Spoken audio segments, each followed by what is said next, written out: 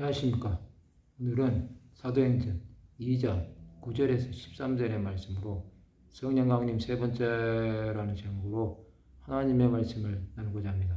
본 말씀은 우리는 바데인과 메데인과 엘람인과 또 메소포타미아, 유대와 갑바도기아, 본도와 아시아, 브루기아와 밤빌리아, 애국가 및 구레네에 가까운 리비아 여러 지방에 사는 사람들과 노마로부터 온 나그네 곧 유대인과 유대계에 들어온 사람들과 그레데인과 아라비아인들이라 우리가 다 우리의 각 언어로 하나님의 큰 일을 말함을 듣는다 하고 다 놀라며 당황하여 서로 이르되 이 어찌 된 일이냐 하며 또 어떤 이들은 조롱하여 이르되 그들이 세술에 취하였다 하더라.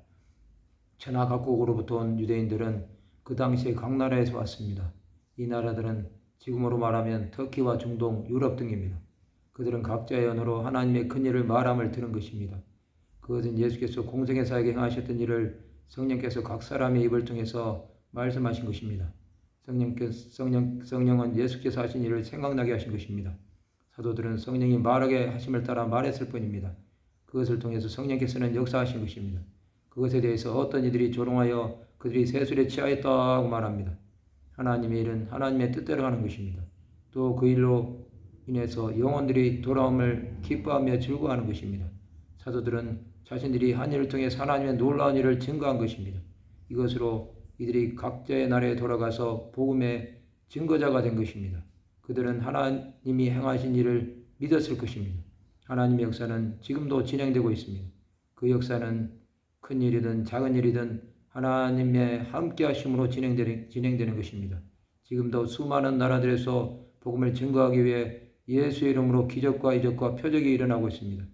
세술에 취한 것은 새 역사에 참여한다는 것입니다. 그들은 성령 충만한 모습을 세술에 취하였다고 생각한 것입니다.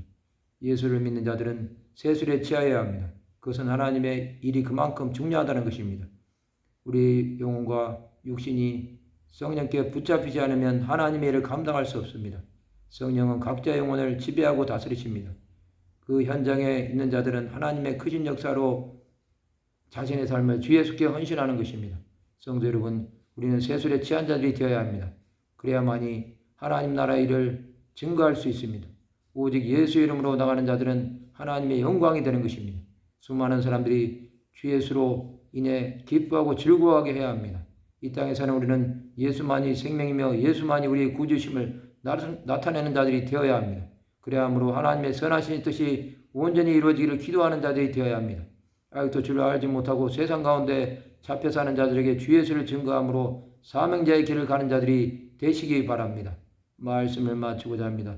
성령의 완전히 지배를 받음으로 세술에 취한 자의 삶을 살아가는 하나님의 백성들이 되시기를 주님의 이름으로 축원합니다.